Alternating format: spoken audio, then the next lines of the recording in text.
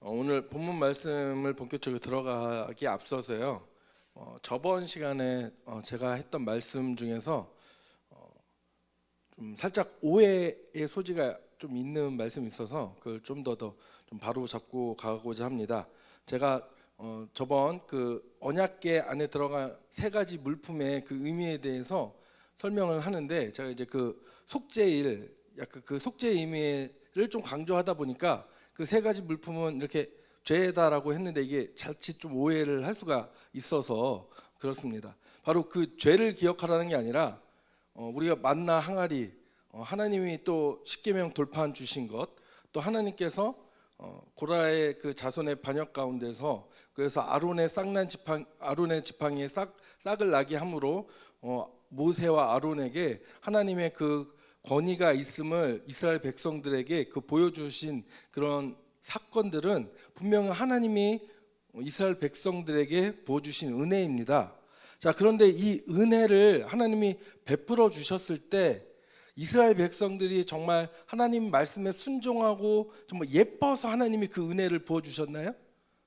아니죠. 그 모든 그 은혜는 이스라엘 백성들이 죄 가운데 있었을 때 하나님의 그 은혜를 베풀어 주셨다라는 그 사실을 잊지 말고 기억하라는 것입니다. 하나님이 우리에게 구원의 은혜를 베풀어 주신 것, 우리가 정말 이쁘고 하나님 보시기에 너무나 순종적이고 잘했기 때문에 하나님이 정말 이뻐서 우리를 구원해 주신 것이 아니라, 우리가 죄인 되었을 때 우리를 불쌍히 여기시고 긍휼히 여기심으로 우리에게 구원의 은혜를, 구원의 손길을 먼저 베풀어 주신 것이죠. 그렇죠? 이 사실을 기억하라는 그 대표적인 물건이 바로 언약궤 안에 세 가지 물건임을 여러분들 잊지 마시고 기억하시기 바랍니다.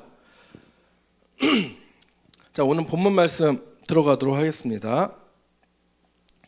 자, 이제 언약궤를 성전에 있는 지성소 안에 이제 내치를 시켰죠. 그러고 나서 이제 솔로몬은 이스라엘 백성들을 향해서 연설을 시작합니다. 성경책에 그 보면은 거기 이렇게 자그마한 그 소제목에 보면 뭐라고 돼 있나요? 연설로 돼 있나요?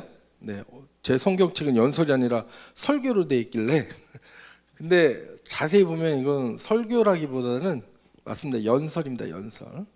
자, 근데 이 솔로몬의 연설을 자세히 들여다보면요, 눈에 거슬리는 부분들이 있습니다. 바로 내가 했다, 내가 했다, 이런 말이 여러 번 반복해서 강조해서 나오고 있습니다.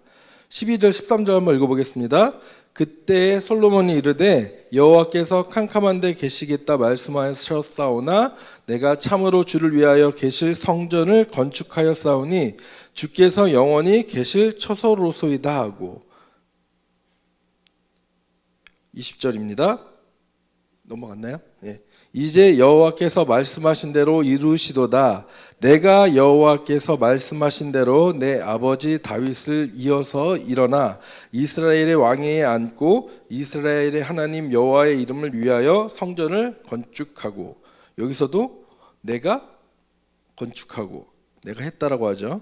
21절 말씀입니다. 내가 또 그곳에 우리 조상들을 애굽 땅에서 인도하여 내실 때에 그들과 세우신 바 여호와의 언약을 넣은 궤를 위하여 한 처소를 설치하였노라. 여기서도 내가 하였다라고 계속해서 자기의 그 치세를 강조하고 있음을 볼 수 있습니다. 이게 설교라고 하면은 자신의 치세보다는 누가 하셨다라고 누구에게 영광을 돌려야겠죠? 예, 여호와 하나님께서 성전을 지으셨고 여호와 하나님께서 영광을 받으시기 합당하다, 이렇게 가면 설교가 분명할 텐데 그런 내용은 좀 많이 빠져 있죠. 가장 중요한 순간에 누가 들어갑니까? 솔로몬, 내가 들어갑니다. 사회적 지위와 책임이 높아지면 높아질수록 그 사람을 둘러싼 환경 자체가 과대망상에 빠지기 쉬운 구조로 변하기 쉽다고 합니다. 그러다 보니 모든 세계가 자기중심적으로 이해되고 돌아가게 되는 경우가 상당히 많다고 합니다. 왜냐하면요, 사람은 비판의 소리보다 자기에게 아부하는 소리를 더 듣기 좋아하잖아요. 그렇죠? 그리고 이제 권력이 지위가 높아지면 높아질수록 그 권력에 좀 붙어서 뭔가 떨어지는 꼼꼼을 이렇게 얻고자 하는 사람들이 항상 있기 마련이죠. 그리고 그 사람들이 그 사람에게 뭐 비판의 말을 하겠습니까? 비판의 목소리를 내겠어요? 아니죠. 계속 대단하십니다. 옳습니다. 맞습니다. 하면서 계속해서 이제 아부하고 뭔가 그렇게 지켜 세워주는 그런 말들을 많이 할 것입니다. 그러다 보니 이제 지위가 높아지면 높아질수록 이제 주변에 그런 사람들이 점차 많아지게 되고, 그리고 또 비판의 목소리가 들려올 때 그 주변에 있는 밑에 있는 사람들이 저 사람은 불순한 의도를 가지고 저런 말을 하는 것이 분명합니다. 네, 저 사람 말이 틀렸습니다. 자꾸 이런 말을 하다 보면, 그런 말을 듣다 보면 자연스럽게 본인도 모르게 이게 겸손과는 거리가 멀어지게 되고요. 내가 옳구나, 내 뜻이 맞구나, 내 생각대로 해야겠구나 라고 생각을 하기 쉽다라는 것이죠. 물론 모든 지위가 높은 사람들이 다 그렇다는 것은 아니지만, 이러한 과대망상적인 착각에 빠지기 쉬운 환경인 것은 너무나 분명한 사실로 보입니다. 그리고 이러한 맛이 들기 시작하면 점차 비판의 목소리에 대해서 귀를 닫기 시작하게 되고, 자신에 대해서 자기 스스로도 의심하지 않게 되는 그런 교만한 사람이 되기 쉽다는 말입니다. 솔로몬의 연설을 천천히 읽다 보면 그의 이런 과대망상적인 착각이 눈에 하나둘씩 들어오기 시작합니다. 먼저 자신이 건축한 주를 위하여 계실 성전은 주께서 영원히 계실 처소라는 착각입니다. 13절 말씀 다시 한번 읽어보겠습니다. 내가 참으로 주를 위하여 계실 성전을 건축하였사오니 주께서 영원히 계실 처소로소이다 하고, 자신이 지은 하나님의 그 성전, 여호와의 이름을 위하여 지은 성전이 바로 영원토록 있을, 무너지지 않을, 사라지지 않을 바로 그 하나님의 처소라고 그는 착각을 했습니다. 하지만 이 성전은 영원하지 못했죠. 그리고 두 번째 착각은 성전을 건축할 다윗의 마음을 하나님이 좋아하셨다는 착각입니다. 17절, 18절 읽어보겠습니다. 내 아버지 다윗이 이스라엘의 하나님 여호와의 이름을 위하여 성전을 건축할 마음이 있었더니 여호와께서 내 아버지 다윗에게 이르시되 내가 내 이름을 위하여 성전을 건축할 마음이 있으니 이 마음이 내게 있는 것이 좋도다. 아멘. 지금 마치 여호와 하나님이 이렇게 얘기한 것처럼 얘기를 합니다. 내가 내 이름을 위하여 성전을 건축할 마음이 있으니 이 마음이 내게 있는 것이 좋도다. 그런데 솔로몬이 한 말 외에는 하나님이 이 말을 직접적으로 한 적이 있을까요? 없을까요? 없습니다. 솔로몬의 뭔가 착각이죠. 하나님이 좋아하셨다라고 착각을 하게 된 것입니다.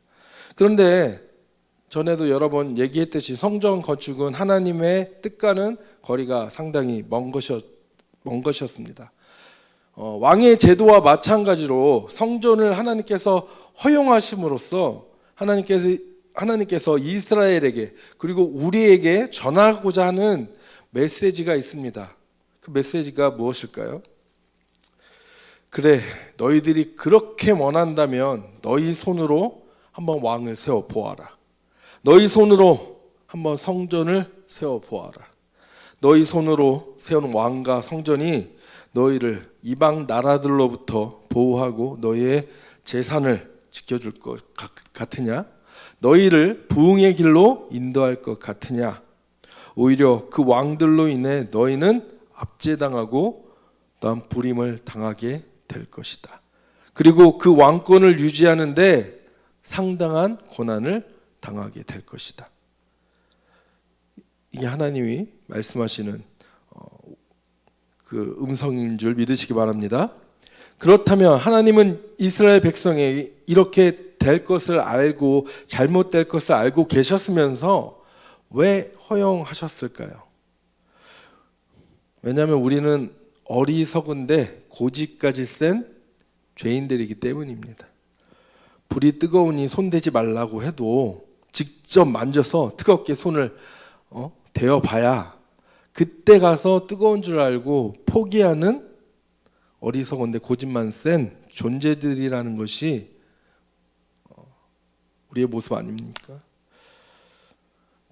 이스라엘 백성들이 왕을 세우고 왕을 겪어보니 그제서야 우리가 꿈꾸고 원하던 왕이 그런 왕의 모습은 이런 것이 아니라는 것을 그제서야 깨닫게 되는 것이죠.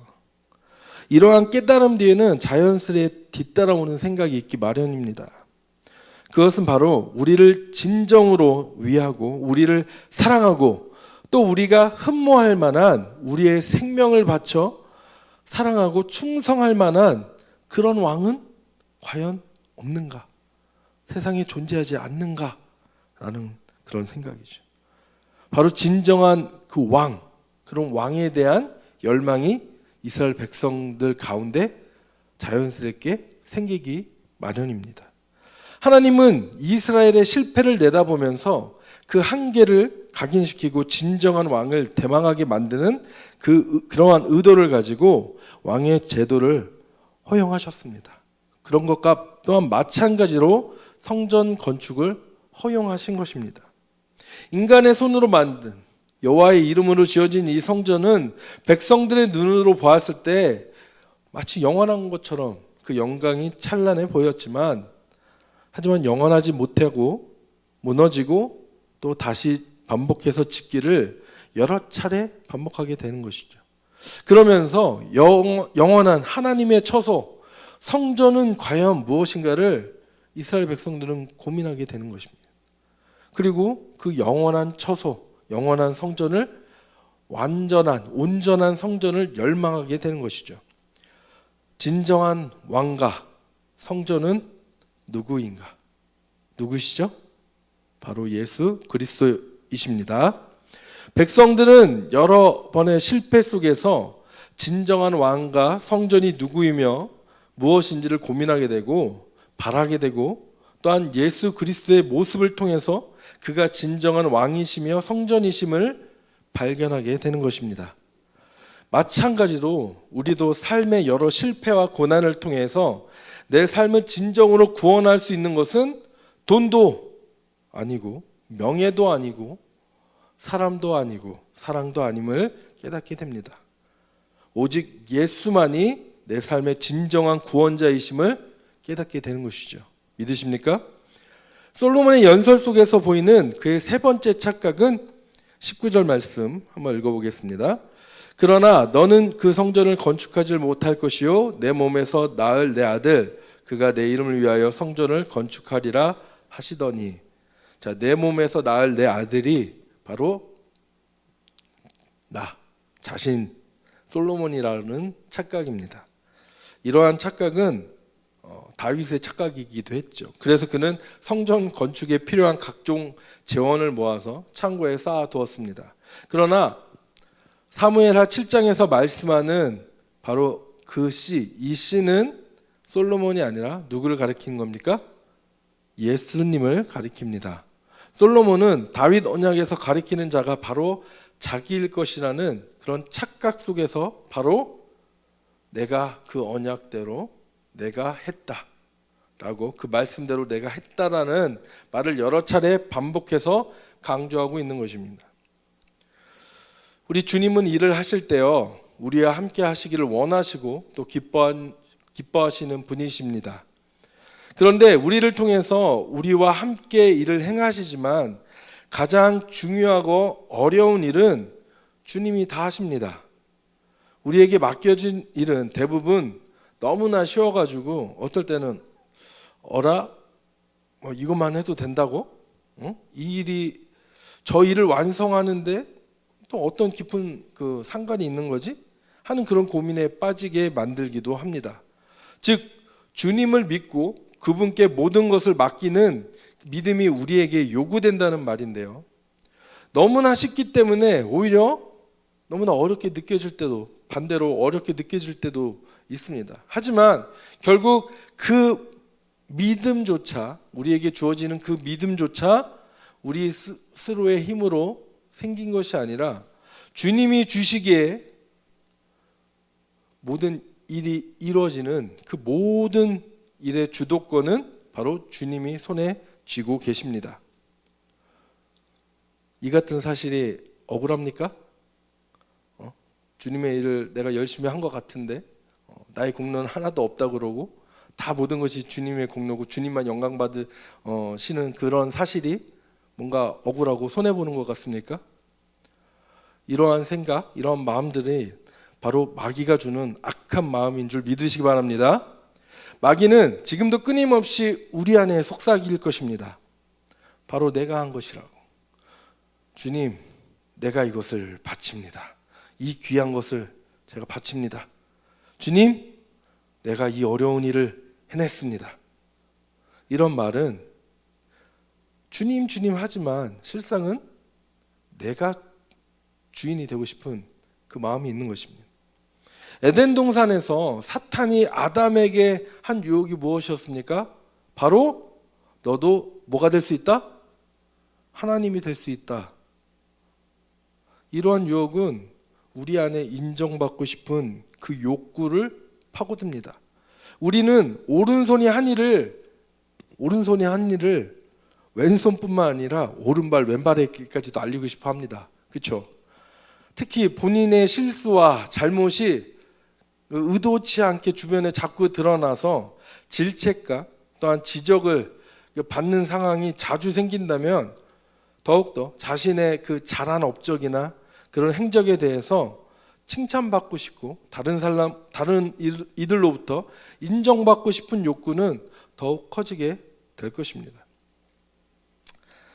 사람이 아닌 하나님께 인정받으면 됐지 하는 이러한 생각도 그런 상황에선 그렇게 큰 위안이 되지 않는 것 같습니다. 왜냐하면 당장에 하나님은 우리 눈에 보이지 않기 때문이죠. 하지만 그럼에도 불구하고 우리의 모든 것을 다 하시는 하나님이심을 우리가 믿고 그 말씀의 위로함을 받으며 또한 말씀으로 이러한 죄의 유혹을 이겨내는 우리가 되기를 축복합니다. 결론적으로 솔로몬이 지은 이 성전은 무너지게 되었습니다. 왜일까요? 무슨 이유로 무너졌습니까? 성전은 기본적으로 여호와 하나님께 제사를 드리는 장소입니다. 예배의 장소입니다.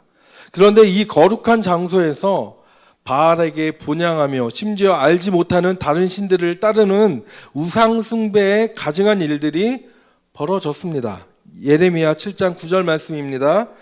너희가 도둑질하며 살인하며 간음하며 거짓 맹세하며 바알에게 분향하며 너희가 알지 못하는 다른 신들을 따르면서 이런 가증한 일들을 하면서 이스라엘은 여전히 여호와의 성전, 여호와의 성전, 여호와의 성전이라고 불렀습니다. 하지만 하나님은 그들의 말이 거짓되었다라고 말씀을 합니다. 4절 말씀입니다. 너희는 이것이 여호와의 성전이라, 여호와의 성전이라, 여호와의 성전이라 하는 거짓말을 믿지 말라. 그들에게 있어서 하나님은 예배의 대상이 아니라 수단이 되었습니다. 다시 말해 하나님 자체가 우리의 목적이 되어야 되는데, 예배의 목적이 되는데 우리의 다른 목적을 이루기 위해서 수단으로 하나님을 이용하기 시작했다는 말입니다. 우리도 정말 찬양의 가사처럼 주님 한 분만으로 만족하는 삶을 살아가고 있는지, 아니면 주님도 좋사오나 이왕이면 돈도 좀 있으면 좋겠고 건강도 있으면 좋겠고 좀 남들로부터 인정도 받았으면 좋겠고, 주님을 수단으로 만드는 그 모든 것들을 가리켜 성경은 말씀은 바로 우상이라고 말을 하고 있습니다. 예레미야 7장에서 하나님의 관심은 어디에 있습니까? 결론을 이야기하자면 바로 예배자에게 있습니다. 예배자의 길과 행위에 관심이 있습니다. 예배하는 그 성전, 그 건물에 있는 것이 아니고 또 예배하는 제사 드리는 그 형식에 있는 것이 아닙니다. 형식인 그릇일 뿐이죠. 중요한 거는 그릇 안에 담겨져 있는 내용물이 무엇인가, 그 내용물이 중요한 거 아니겠습니까? 근데 내용은 하나도 없고 형식만 가지고 하나님께 예배했다라고 말을 한다고 해서 하나님이 그 예배를 받으시는 것일까요? 하나님의 관심은 결코 그 외형적인 모습에 있지 않다는 것입니다. 바로 예배자의 길과 행위에 관심이 있습니다. 하나님이 기뻐하시는, 찾으시는 참된 예배자는 누구입니까? 바로 이웃들 사이에 정의를 행하는 사람입니다. 5절 6절입니다. 너희가 만일 길과 행위를 참으로 바르게 하여 이웃들 사이에 정의를 행하며 이방인과 고아와 가부를 압제하지 아니하며 무죄한 자의 피를 이곳에서 흘리지 아니하며 다른 신들 뒤를 따라 화를 자초하지 아니하면, 즉 이방인과 고아와 과부를 압제하지 않는 사람, 즉 사회적 약자를 돌볼 줄 아는 사람이죠. 무죄한 자의 피를 이곳에서 흘리지 아니하며 다른 신들 뒤를 따라 화를 자초하지 아니한 사람, 이 말들은 여호와의 계명을 지키라는 말입니다. 무죄한 자의 피, 즉 이웃의 생명을 해하는 행동들, 바로 도둑질, 살인, 간음, 거짓 맹세, 이런 것들이죠. 우리 십계명 강의 설교 때 다 했는데요. 다른 신들 뒤를 따르는 행동들인 바알에게 분향하고 알지도 못하는 다른 신들을 따르면서 여호와의 성전에 들어와서 우리가 구원을 얻었다고 거짓말을 하지 말고, 또한 그러한 사람들의 그런 거짓말에 속지 말라는 것입니다. 장애인 관련 시설이 동네에 들어서려고 하면 동네 주민들의 아주 극심한 반대에 부딪히는 것을 자주 보았습니다. 서울 강남 일원동에 장애인 특수학교인 미랄학교가 약 20년 전에도 들어설 때도 마찬가지로 주변 주민들로부터 격렬한 반대에 부딪혔다고 합니다. 그들이 반대하는 표면적 이유는 다양했지만 실상은 집값이 떨어진다는 이유 때문이었죠. 결국 돈 때문이었습니다. 주민들은 공사 차량이 들어오지 못하게 입구에서 들어눕기도 하고 피켓을 들고 나와 공사 진행을 방해하기도 했습니다. 주민들을 설득하기 위해서 미랄 학교를 짓는 목사님께서 그 반대하는 주민들을 집집마다 찾아다니셨다고 합니다. 그리고 그들을 설득했다고 합니다. 그때 그 목사님께서 받은 충격은 격렬하게 반대하는 주민들 중 다수의 집에서 발견한 장로, 권사, 안수집사, 임직패였다고 합니다. 그들 중에 다수가 크리스천이었다는 사실에 그 목사님은 적지 않은 충격을 받으셨다고 합니다. 반대 피켓을 들고 장비들이 들어가지 못하게 도로에 드러누워 있는 그들의 모습 속에서 주일교회에서 예배드리는 그런 모습이 상상이나 갔을까요? 하나님이 임재하시는 예배란 무엇입니까? 말씀과 찬양과 기도하는 가운데 나도 모르게 막 감동이 생겨서 눈물이 막 흐르는 그런 예배? 물론 그런 예배도 하나님이 임재하는 예배 중에 하나입니다. 하지만 우리의 진짜 예배는 이 예배당 안에서 드리는 그런 예배가 아닌 예배당 문을 나서면서부터 시작됩니다. 예배 시간 선포된 하나님의 말씀을 따라 겸손하게 또한 순종하는 삶을 살아가는 것이 진짜 우리가 드리는 산제사 영적 예배입니다. 너무나 잘 아는 말씀이죠. 한번 읽어보겠습니다. 그러므로 형제들아, 내가 하나님의 모든 자비하심으로 너희를 권하노니 너희 몸을 하나님이 기뻐하시는 거룩한 산제물로 드리라. 이는 너희가 드릴 영적 예배니라. 기도할 때만 영적인 싸움이 있는 것이 아닙니다. 우리의 모든 삶의 순간이, 우리의 삶의 모든 영역이 영적 싸움터입니다. 믿으시기 바랍니다. 오히려 삶의 대부분의 시간을 차지하고 있는 것은 우리의 일상입니다. 일상을 살아가면서 영적 싸움의 영역임을 깨닫고 영적으로 민감하게 분별하면서 주님의 임재와 성령님의 도우심을 경험하는 그런 하루하루를 여러분 살아가고 계십니까? 아니면 아무런 의미 없이 그저 시간이 흘러가니까, 끼니가 돼서 배가 고프니까, 밤이 돼서 어두워지고 피곤하고 졸리니까, 또 아침이 돼서 알람 시계가 울려서 출근 시간이 되었으니까, 학교 갈 시간이 되었으니까, 그렇게 하루하루를 그렇게 흘러가듯 의미 없이 살아가고 계시진 않습니까? 사랑하는 여러분, 세월을 아끼십시오. 할렐루야. 솔로몬의 이제 연설이 마친 후 솔로몬은 두 손을 들고 하나님께 기도하기 시작하였습니다. 성전을 건축하고 봉헌하는 이 감격스러운 때에, 근데 솔로몬의 기도의 내용은 자칫 심각해 보입니다. 이스라엘의 범죄로 말미암아 전쟁, 기근, 재앙과 질병이 생기고 심지어 포로로 이방 나라에 붙잡혀 갔을 때라도 범죄 사실을 깨닫고 여호와의 성전에서, 아니 심지어 성전이 보이지 않는 곳에서 성전을 향해서 간구하고 기도하면 여호와 하나님께서 하늘에서 그 기도를, 우리의 기도를 들으시고 용서하시어 우리의 죄와 허물을 사해 달라는 것이 솔로몬의 봉헌식 기도의 내용입니다.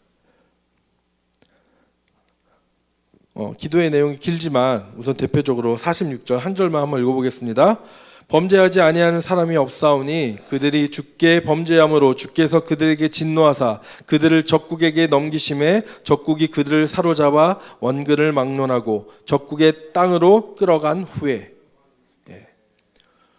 솔로몬이 아주 지혜로웠기 때문에 미래에 자신들의 후손들이 하나님 앞에 범죄하게 되고 그 결과 바벨론과 같은 그런 나라의, 이방 나라의 포로로 잡혀가게 되었을 것을 알았을까요? 알고 이런 기도를 하나님께 드렸을까요? 이 기도는 솔로몬이 계시적 차원에서 신탁을 받아 기도를 한, 솔로몬이 분명히 한 솔로몬의 기도이긴 하지만 그 내용은 솔로몬의 내용이 아닙니다. 이 내용은 이미 신명기 30장에서 하나님이 모세에게 하신 계시의 내용입니다. 아직 가나안 땅에 들어가기도 전에 하나님은 모세를 통해서 이스라엘 백성들이 포로 생활을 하게 될 것이라고 얘기를 합니다. 그리고 그때 여호와께로 회개하고 돌아오면 여호와께서 마음을 돌이키시고 너를 긍휼히 여기사 포로에서 돌아오게 하시고 흩으신 그 모든 백성 중에서 너를 모으실 것이다 라고 하신 약속의 말씀입니다. 신명기 30장 1절에서 4절까지 말씀을 읽어보겠습니다. 내가 내게 진술한 모든 복과 저주가 내게 임함으로 내가 내 하나님 여호와로부터 쫓겨간 모든 나라 가운데서 이 일이 마음에서 기억이 나거든 너와 내 자손이 내 하나님 여호와께로 돌아와 내가 오늘 내게 명령한 것을 온전히 따라 마음을 다하고 뜻을 다하여 여호와의 말씀을 청종하면 내 하나님 여호와께서 마음을 돌이키시고 너를 긍휼히 여기사 포로에서 돌아오게 하시되 내 하나님 여호와께서 흩으신 그 모든 백성 중에서 너를 모으시리니 내 쫓겨간 자들이 하늘가에 있을지라도 내 하나님 여호와께서 거기서 너를 모으실 것이며 거기서부터 너를 이끄실 것이라. 아멘. 바로 이 말씀의 내용, 하나님께서 계시하신 이 말씀의 내용이 바로 솔로몬이 한 기도의 내용입니다. 당연히 솔로몬도 이 모세가 쓴 모세오경 또 신명기의 말씀을 잘 알고 있었겠죠. 특별히 그가 기도할 때 바로 하나님의 이 말씀을 기억나게 하셔서 솔로몬이 이 내용을 가지고 기도를 하게 된 것입니다. 우리는 이 신명기의 말씀을 통해서 하나님께서는 이스라엘 백성들이 나를 떠나 돌아서는 그런 돌아서게 될 날이 오게 될 것이고, 그로 인해 그들이 전쟁과 기근과 질병으로 고통받으며 심지어는 약속의 땅에서 쫓겨나 이방 나라의 포로로 붙잡혀 애굽에서 종노릇한 것처럼 살아가게 될 것을 이미 하나님은 알고 계셨다라는 그 사실을 알아야 합니다. 우리가 하나님의 은혜를 잊어버리고 그분의 뜻을 저버린 삶을 살아감으로, 그리고 그 결과로 죄의 종으로 살아갈 때에 우리가 여호와의 말씀을 기억하고 청종하고 회개하고 마음을 주께로 돌이킨다면 주님은 우리를 잊어버리지 않으시고 찾으시고 모으시고 회복시키시고 구원의 길로 인도하실 것이라는 이 약속의 말씀은 이 열왕기서의 첫 번째 독자들인 누구라고 했죠? 열왕기서를 읽는 첫 번째 독자들이 누구라고 했습니까? 이스라엘 백성들인데 어떠한 상황에 있는 백성들이었죠? 바벨론 포로에 잡혀간 백성들이라고 했죠. 열왕기서는 바벨론 포로기의 한 선지자에 의해서 쓰여진 것입니다. 바로 그런 첫 번째 독자들인 바벨론 포로 생활을 하고 있는 이스라엘 백성들, 노예 생활의 고단함보다는 파괴된 성전 소식을 들으면서 이제는 내가 돌아갈 고향 땅, 고국이 사라졌다라는 그 절망감에 삶의 모든 소망이 사라지고 절망 가운데 있는 그들에게 진짜 돌아갈 것은 너희 손으로 지은 언제든지 무너질 수 있는 그런 건물이 아니라 바로 여호와 하나님을 깨닫게 하는 말씀이 아닐까요? 솔로몬처럼 우리도 마찬가지로 자기중심적인 삶을 살다가 실패를 경험할 수 있습니다. 육신의 연약함으로 또 유혹에 걸려 넘어지고 주저앉을 수 있습니다.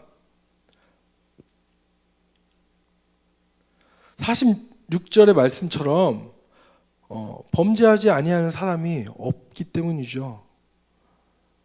우리는 죄를 지을 수 있습니다. 그런데 그것이 중요한 것이 아닙니다.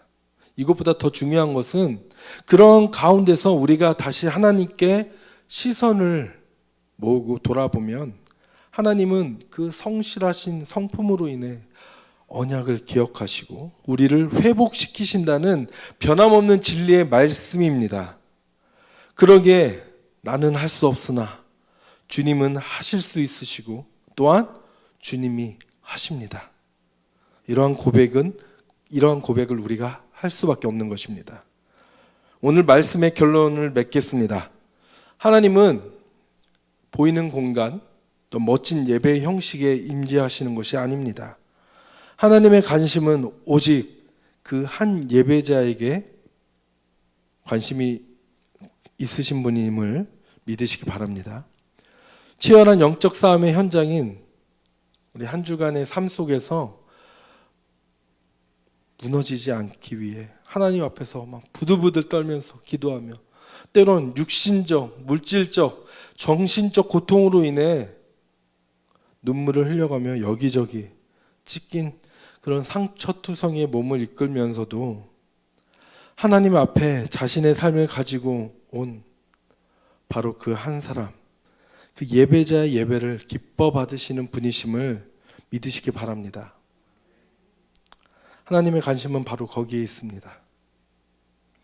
그런데 우리가 매주매주가 매일매일의 삶이 죄와 싸워 승리하는 삶이라면 얼마나 좋겠습니까? 하지만 우리의 육신의 연약한 모습으로 인해 죄에 넘어지고 쓰러져 있을 수가 있습니다. 그러나 자빠진 것은 중요한 것이 아닙니다. 중요한 것은 그 자리에서 다시 고개를 들어 그리스도의 십자가의 국률을 바라보고 하나님 앞에 엎드리는 그런 사람은 하나님께서 언약을 기억하시고 쓰러져 있는 우리를 반드시 일으키시고 회복시키신다는 그 진리의 사실입니다. 이 진리를 믿는 믿음이 우리 안에 소유하고 있는 것이 중요합니다. 하나님은 저를 그리고 여러분을 우리를 결단코 포기하지 않으십니다. 우리도 우리 자신을 포기하지 마시기를 권면합니다. 말씀대로 살아가지 못하는 우리의 못난 모습을 날마다 또 매 순간 발견합니까? 주일 말씀 가운데 저저번 주에 우리 목사님 말씀 가운데 워십 투게더 때 양보하는 우리가 되자는 말씀을 들었습니다. 그렇죠? 그 말씀을 들었을 때는 정말 양보 열심히 하는 내가 돼야지 그런 결심을 했을 것으로 믿습니다. 그런데 바로 그 다음날 자동차 클락션을 빵빵 열심히 누르고 있는 내 모습을 발견합니까? 그래서 그 모습에 낙심하고 나는 걸렸나 보다, 나는 안 되나 보다 하고 포기합니까? 아니면 그 자리에서 회개하고 다시 말씀 붙잡는 그런 모습이 우리에게 있습니까? 바로 그 자리에서 회개하고 다시 말씀 붙잡고 또 주의 마음을 가지고 정말 양보하기에 힘쓰는 우리가 되기를 소망합니다. 그리고 축복합니다. 매일매일 이렇게 작은 것에서부터 충성하기 위해 힘쓰는 우리가 되기를 축복합니다. 이런 예배의 삶을 살다가 주일 예배당에 모여서 예배를 드린다면 그 예배는 반드시 그 어느 때와는 다르게 하나님의 임재를 크게 경험하는 예배가 될 줄 믿습니다. 할렐루야. 이런 예배를 우리 모두가 우리 교회가 드리기를 소망하며 또한 그런 우리가 되기를 축복합니다.